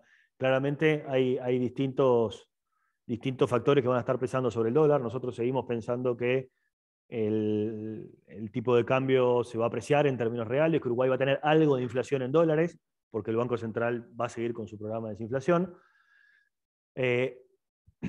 En un entorno que es mucho más volátil y mucho más desafiante de lo que era antes, porque los riesgos que mencionaba Gabriel y esta aceleración del tapering en Estados Unidos y el anticipo de las tasas de interés, como mostraba Gabriel, está poniendo presión para arriba al dólar. Esa presión para arriba nos genera inflación. Y del otro lado, el Banco Central del Uruguay, intentando mantener la inflación a raya y las expectativas de inflación a raya, subiendo las tasas de interés en moneda local, probablemente va a operar como contrapeso y va a tratar de mantener el dólar a raya, no como un objetivo en sí mismo, sino como parte de su esquema de tratar de mantener la inflación controlada. Por eso, en un entorno donde Uruguay va a consolidar una política más agresiva, una política monetaria más agresiva de la que tiene hoy, y donde además la economía uruguaya va a ir mejorando sus fundamentos, se va a consolidar la recuperación y probablemente vamos a mantener precios de los commodities altos en términos históricos. Todos estos tres elementos, la recuperación, la respuesta de política monetaria y los precios de los commodities, nos hacen pensar en un peso uruguayo relativamente fuerte a corto plazo. ¿Qué nos puede sacar de ese equilibrio? El desorden en Estados Unidos, que es la gran amenaza que tenemos hoy para la estabilidad de la recuperación. Y lo otro que nos puede sacar de ese equilibrio son noticias malas en la región, cosa que han estado arriba de la mesa ya en los últimos tiempos y todavía hemos resistido el embate. En realidad, los movimientos más grandes del dólar, como ven acá en esta gráfica, de los últimos tiempos, no están asociados a la región. La región nos va a complicar las perspectivas de actividad económica, va a suponer un desafío para el turismo y probablemente va a ser una restricción para el Banco Central, que va a tener que tomar decisiones con mucho cuidado, pero los saltos grandes del dólar en los últimos 2 años son primero el episodio del coronavirus y después los distintos momentos de corrección de las expectativas a nivel global que mostraba Gabriel hoy. No tienen tanto que ver con la región. La región sí nos va a condicionar con qué velocidad el Banco Central o con qué agresividad el Banco Central puede avanzar en su programa de contracción monetaria. Así que por ahí van nuestros comentarios, solamente como reflexiones finales, no voy a retomar demasiado esto, Gabriel creo que lo resumió bastante bien. La región es un problema para Uruguay, no es muy distinto a lo que nos imaginábamos, tal vez lo nuevo es que Brasil derivó en un escenario de inestabilidad fiscal y electoral que no estaba arriba de la mesa hace 6 meses. A nivel global las noticias son buenas porque en el fondo todo esto está pasando porque la recuperación se está dando y se está dando más rápido de lo esperado, pero eso acorta mucho los tiempos de la normalización y nos pone muy en guardia muy rápido. Las tasas que iban a estar en cero hasta el 2023 van a estar subiendo seguramente a mediados del año que viene y eso supone más tensión en el mercado financiero. Acá en Uruguay estamos con crecimiento mayor al esperado y eso es una buena noticia, aunque un poco rezagado con respecto a otros países de la región.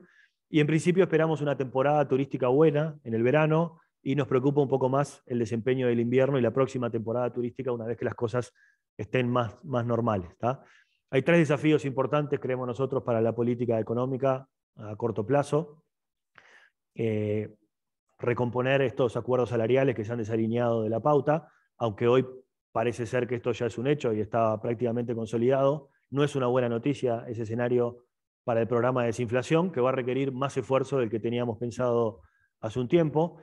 Y si bien tenemos buenos números fiscales y las noticias son buenas en el margen, como el escenario global se está volviendo más desafiante y como los drivers de la mejora fiscal parecen tener como poco upside, seguramente tenemos que trabajar mucho en defender esta posición que tiene Uruguay, que la ha construido a lo largo de los últimos años, pero que va a ser de repente mucho más valiosa y mucho más valorada cuando el escenario fiscal internacional se ponga un poco más adverso. Mientras tanto, como los fundamentos internacionales y de la región no terminan de ser del todo buenos para Uruguay, probablemente cobra más relevancia, como decía Gabriel, que el gobierno pueda avanzar y consolidar el conjunto de reformas que estaban en el programa de gobierno, los que tienen que ver, por ejemplo, con la reforma de los combustibles, que despeja mucha incertidumbre y muchas decisiones de inversión para algunos sectores de actividad, y algunas reformas que son mucho más de largo aliento, como por ejemplo la reforma de la seguridad social, que hoy está culminando una primera etapa, pero que es bien importante, sobre todo para despejar los riesgos fiscales de muy largo plazo, ¿no? Así que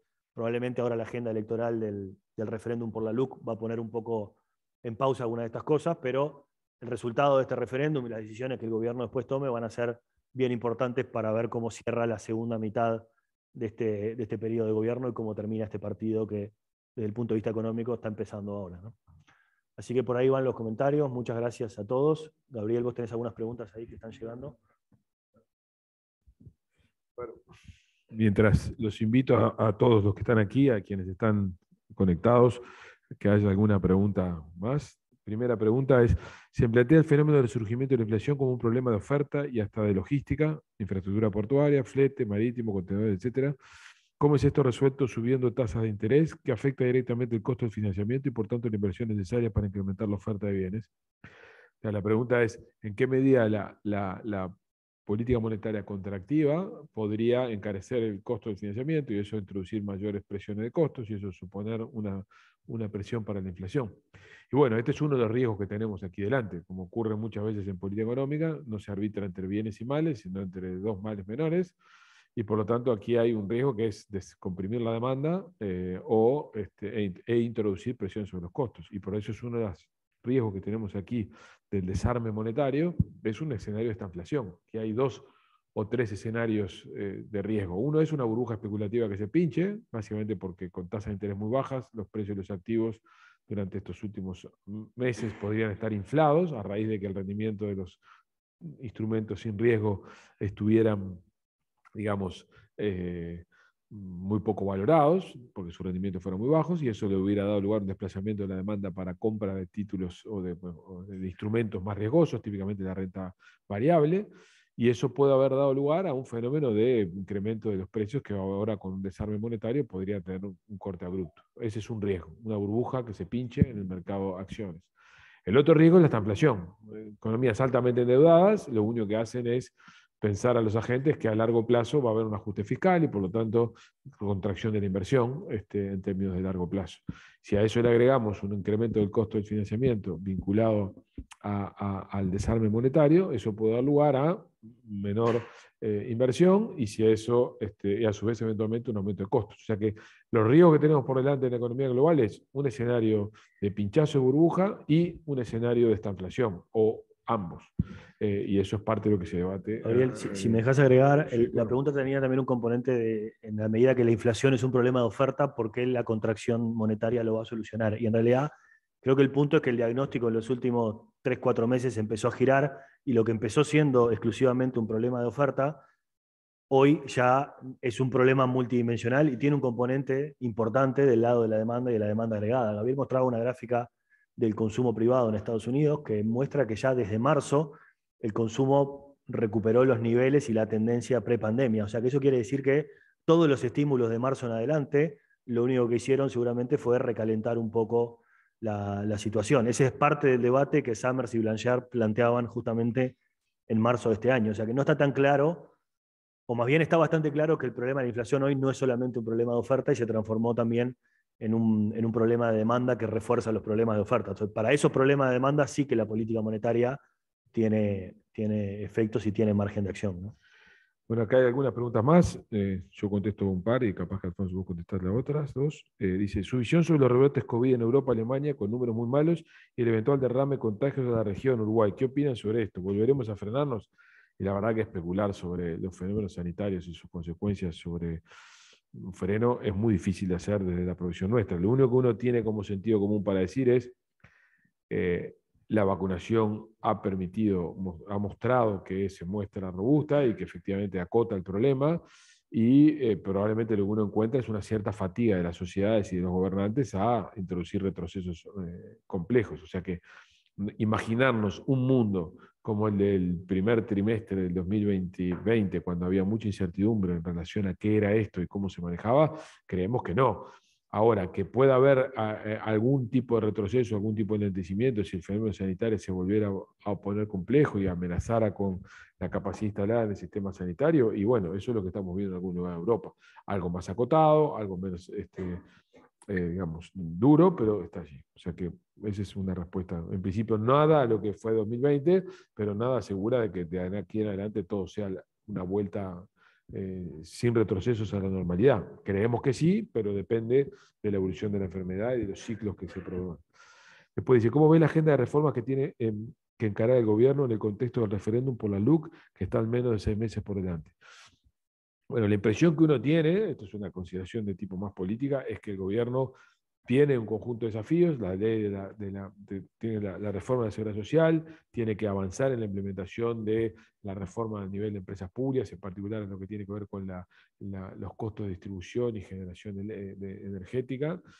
Todas medidas que en principio uno se imagina que van a estar en pausa hasta el resultado de la LUC. O sea, no hay nada que obligue al gobierno o que le haga al gobierno exigirse en avanzar en el verano en estos temas.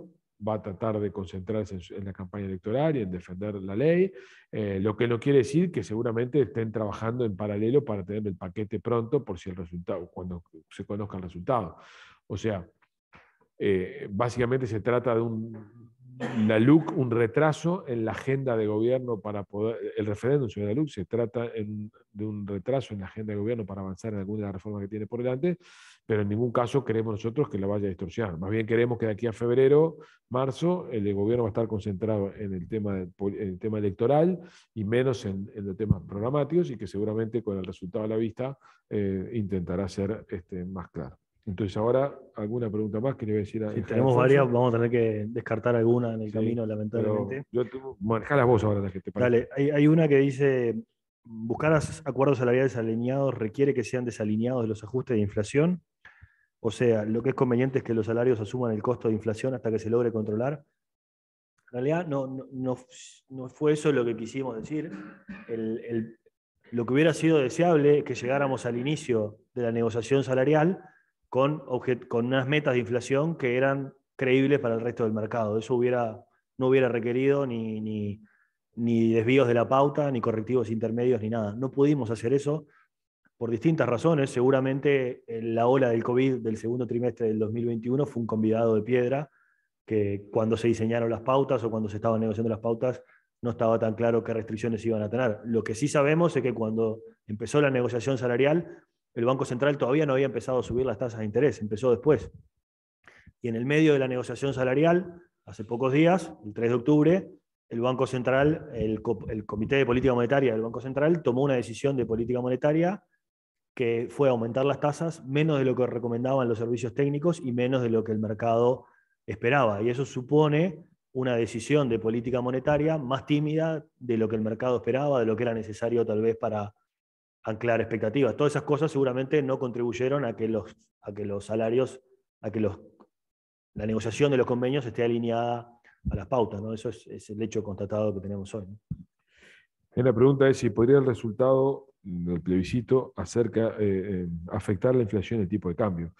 Bueno, es una respuesta difícil de precisar. Uno lo que se imagina es que con un resultado favorable al gobierno, el gobierno va a redoblar esfuerzos por cumplir con su mandato y con lo que eran sus ideas originales, que es desinflacionar, y por lo tanto va a procurar volverse más consistente en la persecución de esos objetivos. Ahora, como de aquí a febrero y marzo van a estar ocurriendo cosas, entre otras cosas los acuerdos salariales que se están materializando, y va a estar evolucionando los precios que el gobierno no controla, típicamente externos, la probabilidad de que haya, digamos, una relación causa-efecto de LUC versus inflación tipo de cambio es menor. Lo que uno se imagina es un gobierno ganador tratando de retomar su agenda reformista y por lo tanto de pegarle al nivel de precios y avanzar en algunas de las reformas como la de dolarización y como su plan de desinflación. Habrá que ver en qué condiciones llega ese momento y cuáles son los factores exógenos para que llegue. Y el último punto que hay acá es cuál es la visión de ustedes sobre la evolución de la inversión y el necesario incremento de la productividad en los próximos años. Y bueno, ese es el gran desafío que tiene Uruguay por delante. No hay a la vuelta de la esquina ningún megaproyecto de esos que nos han acostumbrado en los últimos años a generar tasas de inversión razonables. Por lo tanto, de lo que se trata es de construir un clima de confianza y de credibilidad para atrapar inversión, capaz que de proyectos más pequeños, en un mundo que va a ser menos amistoso, porque las tasas de interés van a estar más altas y porque no cualquier proyecto va a ser elegible. Ahí está el desafío del relato que el gobierno uruguayo puede hacer. Uruguay al final del día lo que va a poder mostrar es, miren, nosotros seguimos siendo un país que gestiona de manera profesional y de manera cuidadosa los desafíos que el país enfrenta, somos un país predecible, consistente, respetuoso de la regla de juego, y a su vez estamos intentando construir una salida del corsé Mercosur, para lo cual el TLC con China constituye digamos, un tema central. Entonces, en materia de inversión, el TLC con China puede ser relevante, podría ser relevante, porque el TLC en sí mismo constituya una oportunidad, no, porque hay decisiones de naturaleza geopolítica que están detrás del TLC con China que podrían dar lugar a algún proyecto de alguna naturaleza de infraestructura que pudiera tener lugar. Todavía inimaginable. ¿Cuándo materializaría eso? Difícil antes de 2023-2024. Y por otro lado, hay oportunidades para Uruguay en otros temas de la agenda global, y yo insisto con esto, Uruguay tiene que reflexionar muy bien sobre el tema de la agenda tributaria global. Si tal y como está planteado el Pilar 1 y Pilar 2 de la reforma avanza a nivel global, algunos de los regímenes que nosotros tenemos establecidos en Uruguay están severamente amenazados, zonas francas. ¿Cómo nos vamos a mover en eso? ¿Qué va a hacer Uruguay? pregunta, ¿qué pasa con las zonas francas concedidas que tienen un tratado de inversión que lo respalda? ¿Caen o no caen? ¿Cómo se plantea Uruguay? Eso va a constituir un tema muy importante para cómo, no solamente qué hacemos con la inversión que ya tenemos, sino qué señales transmitimos para la inversión nueva que pueda venir. ¿Cómo defiende Uruguay compromisos asumidos con terceros que de alguna manera caen como consecuencia de cambios a nivel global? Ahí creo que hay un tema bien interesante de señales políticas que el gobierno va a tener que transmitir y que seguramente está trabajando en este momento para ver cómo se posiciona. Así que creemos que con eso tenemos respondidas la mayoría de las preguntas y les agradecemos en esta última reunión del año. Y bueno, nos veremos próximamente, seguramente en febrero o marzo, con la primera del 2022 y esperemos tener mejores noticias o bueno, noticias positivas. Así que gracias y buenos días a todos. Muchas gracias. Hasta luego.